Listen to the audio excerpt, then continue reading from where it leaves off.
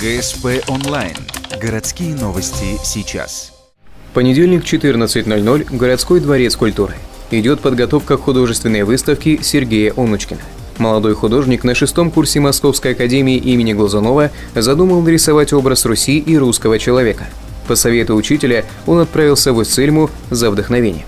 Съездив туда, поначалу, конечно, я был разочарован, потому что я ехал из Москвы, и там больше 2000 километров проехал, ничего такого не видел, обычная деревня.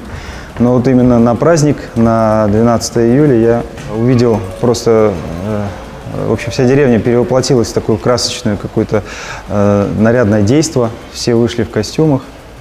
Вот, для меня возник определенный какой-то образ, и, собственно, так вот началась работа. Всего будет представлено около 45 картин. Все работы выполнены маслом на холсте. У художника ушло около года, чтобы их нарисовать. Он уже представил свою выставку в Москве и Сыктывкаре. В Ухте она продлится до 30 мая. Затем мастер снова отправится в Усть-Цильму.